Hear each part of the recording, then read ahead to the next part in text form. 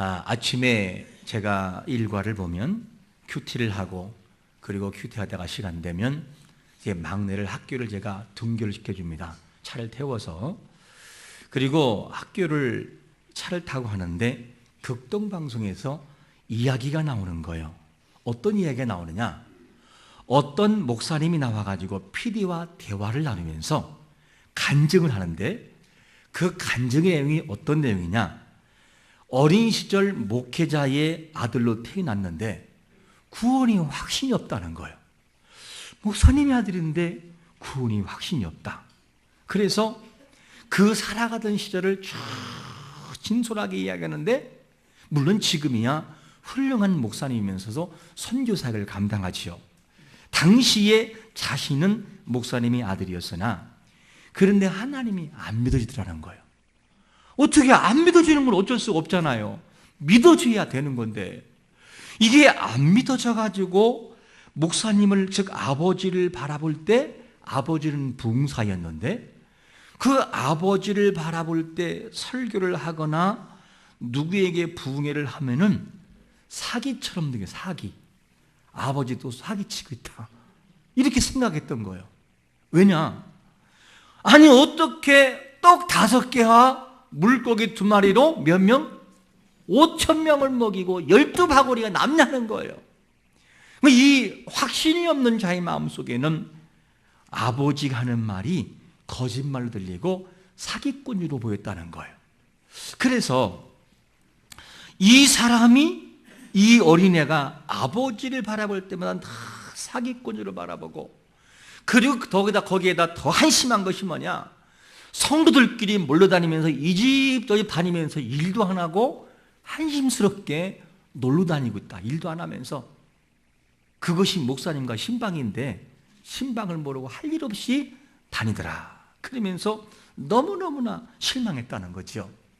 그래서 어릴 때 학교에서 아빠의 직업이 뭐냐라고 적을 때는 자기는 성직자라고 하지 않고 뭐라 하겠냐? 상업인 그랬다는 거예요. 왜 그러냐? 자기가 볼 때는 상업이지 이건 일이 아니라는 거예요. 그렇게 생각이 들어서 상업을 하겠는데 하루는 담임선생님이 부르더래요. 일로 와봐. 네 아빠 뭐하니? 상업용. 구체적으로 뭘 하는데? 이것저것 해요. 그래서 나중에는 웃으면서 여러분 출석부 할죠. 출석부 머리를 툭 치더니만, 야 이놈아, 내가 누군지 알아? 니네 교회 안도 집사야. 이렇게 말하다는 거예요. 니네 교회 안도 집사라고. 이렇게 말하는데, 그런데 이 사람이 언제까지 이게 안 믿어지느냐? 청년 때까지. 와, 너무 마음이 아프잖아요. 청년 때까지 안 믿어지는데 하루는 안 되겠다 싶어서 아버지를 정신 차리게 되겠다. 왜? 정신 못 차리고 저렇게 사기를 치고 있으니. 그래가지고 그 다음부터 아버지가 얼마나 잘못된 사람인지를 자기가 증명해야 되겠다. 그러면서 성경을 읽기 시작을 한 거예요. 쭉 읽어 내려가는데 사도행전에서 딱 걸려버린 거예요. 뭐냐? 아니 예수님이 돌아가셨다. 돌아가셨는데 그의 제자들을 왜 떠나지 않고 있을까? 아니 떠나지 않고 있는 것은 뭔가 있지 않느냐? 그리고 예수라는 사람이 이렇게 죽었다가 살아났다. 사람이 죽으면 살 수 없는데 살았다고 하는 것은 뭔가 있는 것이다. 이거 신이 아니면 안 되는 것이다. 그러면서 이 사람이 그 다음부터 이게 풀리기 시작하면서 예수가 믿어지더라는 거예요. 할렐루야. 이러면서 믿어지고 체험을 쭉 하다가 나중에는 이 사람이 목회자가 되고, 그리고 이 사우디에 가서 선교도 하고 이러면서 큰 일을 감당하는 훌륭한 목사님 지금 돼 있어요. 제가 그 얘기를 듣고 막내가 둘이 가면서 듣고 있어 조용히. 그러다가 내리기 전에 물었어요. 조하나, 너는 목사님의 아들 맞지? 그렇지.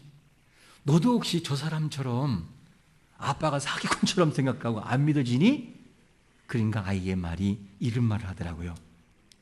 아니 말도 안 되지. 어떻게 하나님을 안 믿지? 왜 하나님 안 믿어? 참. 그러는 거예요. 그리고 내려졌어요. 그리고 제가 차를 타고 오는데 막 눈물이 나오더라고요. 왜냐? 목회자의 아들이지만 저 마음속에 예수가 믿어주는 게 고맙고, 그리고 더 감사한 것은 뭐냐면 나 자신이 목사여서 예수가 믿는 것이 아니라 믿어주는 목사가 된 것을 바라볼 때 하염없이 눈물이 나오더라고요. 너무나 고맙고 내 마음속을 감동하사 믿어주는 목사를 만드시고, 이걸 생각하니까 얼마나 고마운지 몰랐어요. 그래서 운전할 수 없을 만큼 하염없이 눈물을 흘리더라고요. 여러분, 우리가 믿어지는 것이 은혜인 것을 믿으시기를 축원합니다. 그게 감사한 거지요. 그래서 마태복음 16장 15절과 16절에서 뭐라고 말씀하죠? 우리 한번 본문 읽겠습니다. 시작. 이르시되 너희는 나를 누구라 하느냐? 시몬 베드로가 대답하여 이르되 주는 그리스도시요 살아계신 하나님의 아들이시니이다. 이 고백은 베드로의 고백뿐만이 아니라 우리의 고백으로 와야 함을 믿으시기를 축원합니다. 우리의 고백이 돼야 돼요. 그러니까 이 믿어지는 것이 우리의 노력이 아니라 누구의 은혜라는 거지요? 우리의 노력이 아니라 로마서 9장 16절 같이 읽어봅니다. 시작. 그런즉 원하는 자로 말미암음도 아니요 다른 막질하는 자로 말미암음도 아니요 오직 긍휼히 여기시는 할렐루야 하나님으로 말미암아 되더라는 거예요. 그러니까 이곳에 있는 모든 사람들은 구원을 받게 되고 믿어지게 되고 예배하고 하나님을 찬양하는 건 뭐냐? 우리의 의지 같지만 우리의 의지가 아니라 하나님의 은혜가 내 가슴 속에 와 있다는 거예요. 그러니까 내가 믿어진다는 거예요. 긍휼히 여기시는 하나님의 은혜가 아니면 요만큼도 못 믿는다는 거예요. 이걸 바라볼 때 우리는 사실은 감사해야 되고 눈물을 흘려야 됩니다. 이곳의 모든 사람들은, 부름받은 사람들은요, 잘나서 부름받은 것이 아니라 하나님이 불러주어서 잘난 거예요. 믿으십니까? 그러니까 우리가 잘난 것이 아니라 하나님이 불러주니까 잘난 사람으로 인정되는 거죠. 이게 뭐냐? 우리 신분이라는 거예요. 참 이걸 바라볼 때 너무나 감사하지요. 만약에 사람의 마음을 열지 않으면 어떻게 되느냐? 안 믿어져요. 그게 목사가 아니라 백사라도 안 믿어져요. 안 믿어져요. 그런데 하나님이 감동하면 아무리 약한 사람이라도 마음을 여는 순간 믿어져요. 그러면 열을 때 믿는다는 증거가 어디 나올까? 바로 오늘 말씀 말고 사도행전 16장 14절을 보면 이렇게 말씀합니다. 시작.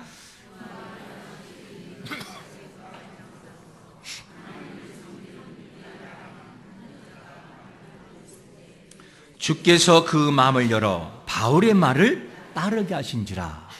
그러니까 여기서 보면 이 자주장사 루디아의 마음을 열었다는 거예요. 뭐 할 때? 바울이 복음을 증거할 때 주께서 그의 마음을 확 열었다 이렇게 말씀합니다. 여기서 열었다는 원문의 단어가 무슨 말이냐면 디아노이고라는 이 단어를 보면 이런 말이에요. 잠겨져 있는 것을 손으로 확 잡아당겨서 열었다 그 말이에요. 그러니까 평상시 사람의 마음은 이렇게 닫혀 있는 거예요. 복음에 대해서 닫혀 있는데 이거를 열지 않으면 세상 없는 사람도 안 믿어지는 거예요. 이거를 열어 제칠 때 그 속에 복음이 들어간다는 것이죠. 여러분, 우리가 예수 믿는 사람이라면 이미 우리에게는 성령 하나님의 능력을 통해 우리 마음을 여신 흔적 있는 것을 믿으시기를 축원합니다. 그러니까 믿어지는 거예요. 안 열면은 절대 안 믿어진다는 거죠. 근데 하나님이 열어주니까 그 마음에 믿어지는 거죠. 이걸 바라볼 때 이곳에 있는 모든 사람들이 예수 믿고 예배드리는 것은 뭐냐면 우리의 노력이 아니라 하나님이 열어주어서 믿어지는 거예요. 이것이 기적이라는 거죠. 그러므로 하나님이 긍휼히 여기시는 은혜가 있으므로 내가 믿었다. 이 흔적이 이 앉은 자리의 사람들이 증명해낼 수 있는 것을 우리가 볼 수 있습니다. 사실 이 하나만 보아도 우리에게는 너무 감사하지요. 너무 감격이고. 왜? 아니 내가 뭐라고 이렇게 믿어지냔 말이에요. 하나님 우리를 부르실 때 우리가 볼 때는 행위로 부를 것처럼 보이는데 하나님은 행위의 기준만이 아니라 뭘 가져가냐? 은혜를 가지고 우리에게 적용시키니까. 사실 우리를 바라보면, 우리의 행위를 바라본다면 100번, 1000번 더 죽어도 마땅해요. 근데 하나님은 우리를 바라보실 때 뭐라고 하느냐? 율법의 잣대가 아니라 긍휼의 은혜로 우리에게 다가와 주시죠. 이 은혜가 있으니까 내가 믿어지는 거고 고백하게 되는 것입니다. 그러면 여러분, 긍휼히 여기신 하나님의 은혜는 어떤 근거에 의해서 긍휼을 베푸시느냐? 근거가 나와요. 로마서 오늘 9장 8절 말씀을 읽겠습니다. 시작. 곧 육신의 자녀가 하나님의 자녀가 아니요 오직 약속의 자녀가 씨로 여기심을 받느니라. 그러면 여기서 이 말씀을 하고 있는 바울이 어떤 배경을 가지고 있냐면, 배경이 있어요. 이 말을 한 것이 이런 거지요. 이 바울이 육신의 자녀와 약속의 자녀를 서로 비교하고 있거든요. 그러면 왜 비교하느냐? 바울은 본래 유대인을 향해서 부름받았어요? 이방인을 향해 부름받았어요? 이방인을 향해서. 바울이 동족을 사랑하기는 사랑하지만 이방인의 구원 사역보다는, 이 유대인 사역보다는 이방인의 사역을 통해서 그는 부름받았어요. 근데 그가 늘상 생각하는 마음은 뭐냐면, 유대인 자기 동족을 바라보면서 이런 생각 가진 거예요. 구원은, 아브라함의 자손은 구원받는다. 그게 누구냐? 유대인이다. 이렇게 생각하고 있었는데 이상한 일이 뭐냐면, 시간이 흐르면 흐를수록 유대인 민족은 서서히 주님을 떠나요. 예수를 부인하고 안 믿는데 이방인들은 돌아와요. 그러면서 이해가 안 되는 거예요. 그러면 하나님의 은혜가 폐하진 것이냐? 폐하지는 것이 아니다. 그러면서 느낀 것이 뭐냐?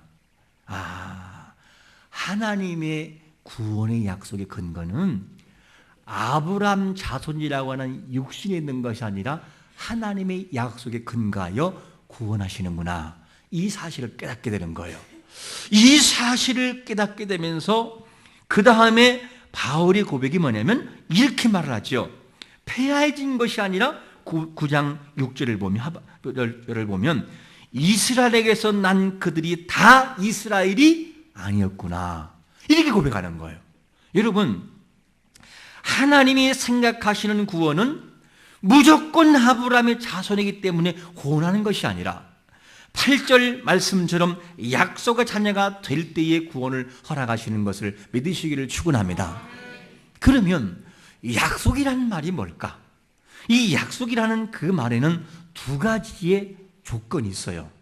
첫 번째 한 가지는 뭐냐면 쌍방 간의 계약을 체결하는 쌍방 체결, 너와 나와의 약속이 있어요. 이 상호 간의 약속이 있는데 이 약속이 있는가 하면 또 한 가지 약속은 뭐냐? 편무계약이죠. 편무계약. 뭐냐? 둘이 같이 약속을 하지만 한쪽을 배제하고 일방적으로 약속을 이행하는 자의 힘 있는 자가 약속을 이끌어가는 거예요. 그러니까 이 사람이 약속을 어겨도 이 사람의 의지를 통해서 약속이 성사되는 편무계약이라고 합니다. 이거를 다른 말로 일방적인 은혜라 이렇게 말하기도 하죠. 이렇게 돼서 주시는데 쌍방 간의 계약은 이런 거예요. 동물을 잡아가지고 쪼개요. 반을 쫙 쪼개요. 갈라가지고 한쪽에는 이쪽에 세워놓고 한쪽에 이쪽에 세워놔요. 그리고 쌍방 간의 계약을 할 때는 그 사이를 지나가는 거예요. 뭘 보면서? 쪼갠 동물을 보면서. 그리고 만약에 누구든지 이 약속을 어기면 저 동물처럼 너는 죽을 것이다. 내가 됐든 네가 됐든.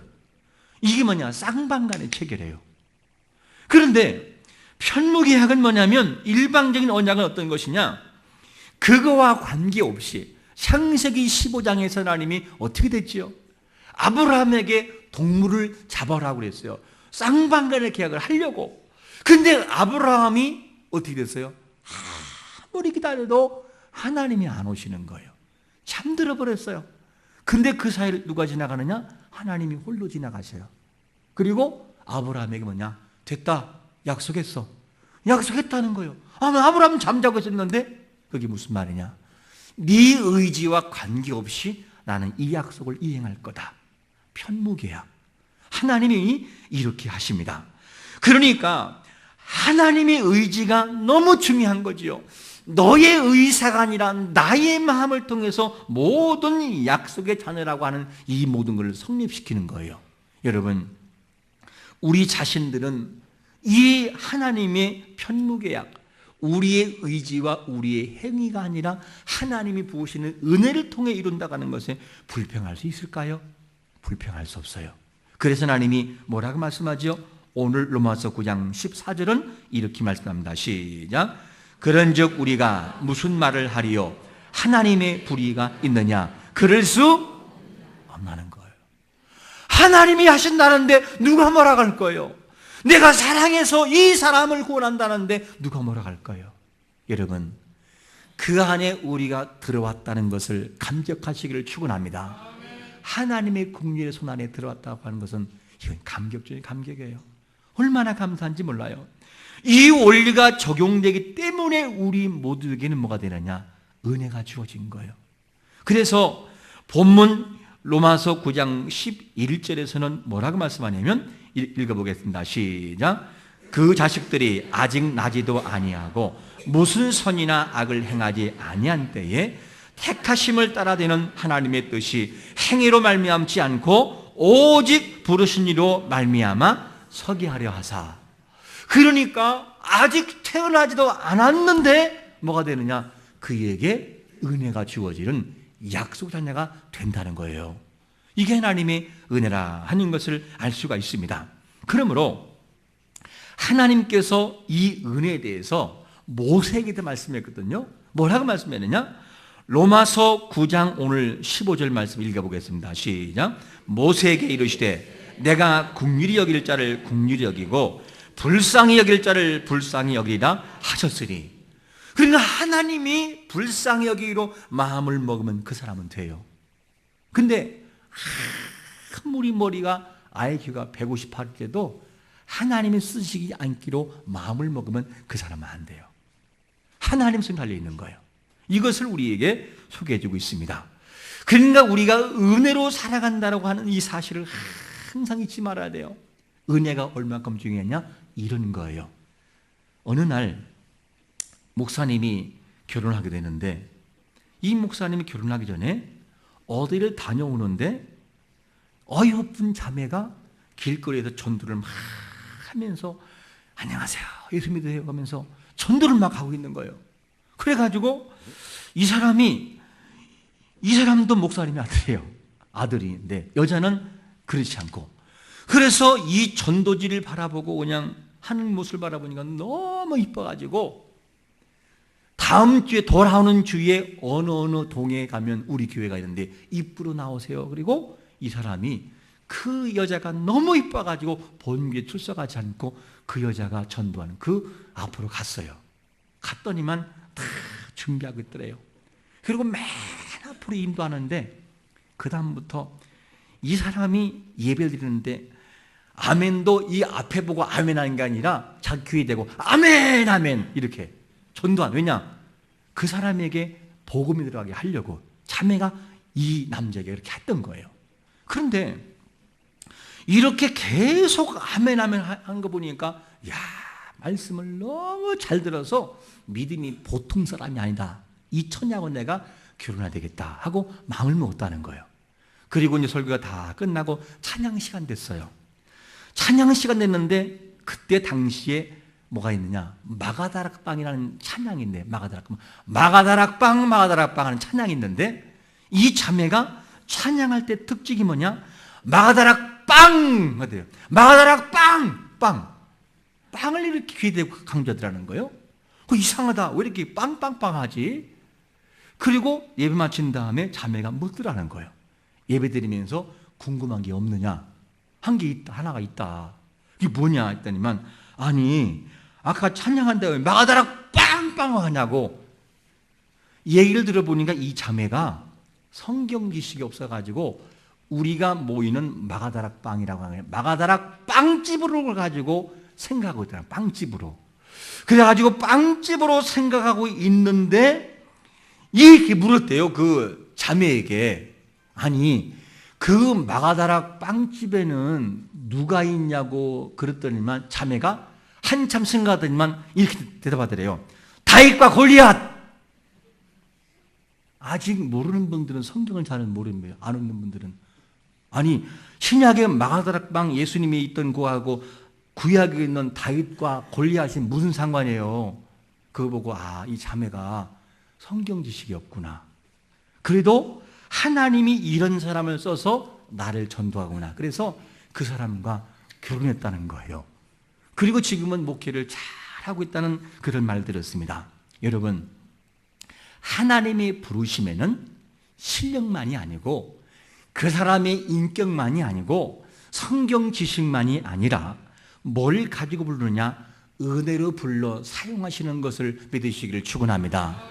이 은혜가 있으니까 우리는 하나님의 자녀가 되는 거죠. 이 은혜가 없다면 우리는 될 수가 없어요. 우리가 뭔가를 이루기 위해서 열심히 일을 하십니까? 그러면 그 원하는 마음 그처럼 모든 것이 돼버립니까? 안 될 때도 많아요.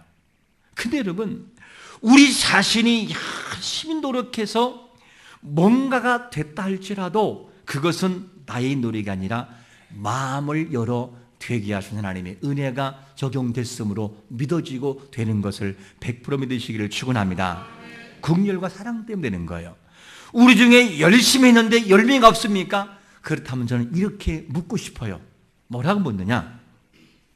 내가 열심히 일을 하기는 하는데 내가 열심 때문에 나보다 더 강하신 하나님을 혹시 잊고 있는 건 아니냐? 하나님 뭐냐? 열심히 하지만 열심을 되게 하시는 하나님을 보게 하셔요.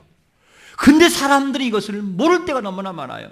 여러분, 진정 우리가 할 것은 뭐냐면 노력을 해서 됐어도 내가 한 것이 아니라 하나님이 하도록 했다라고 하는 이 강한 마음이 우리 앞에 있어야 되는 것입니다. 실제로 하나님이 되게 하시니까 되는 거지 내가 해서 되는 것은 아니라는 거죠. 그러므로 우리가 일평생 하나님 앞에서 취할 자세가 하나 있어요. 아까 읽었던 말씀입니다. 다시 로마서 9장 16절을 읽겠습니다. 시작. 그런즉 원하는 자로 말미암도 아니요 다른 박질하는 자로 말미암도 아니요 오직 긍휼히 여기시는 하나님으로 말미암음이니라. 할렐루야. 이 하나님의 은혜가 적용될 때 우리에게 모든 것이 된다는 거예요. 항상 잊지 말고 위의 말씀을 바라볼 때 우리는 고백할 수밖에 없어요.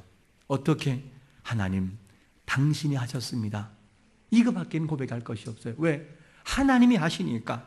그러므로 은혜가 적용됐기 때문에 이곳에는 모든 분들이 앉아있는 것을 100% 믿으시기를 축원합니다. 이 은혜가 아니면 우리는 이곳에 앉아있을 수 없어요. 그러므로 오늘 우리가 한마음 전갱 축제로 영광 돌리게 되는데 모든 사람을 바라볼 때 앞에 있는 제가 여러분들을 바라볼 때는 저 사람들에게 하나님의 긍휼이 적용된 사람이구나. 저 사람은 하나님의 사랑해서 저 자리에 세워놓은 사람이었구나.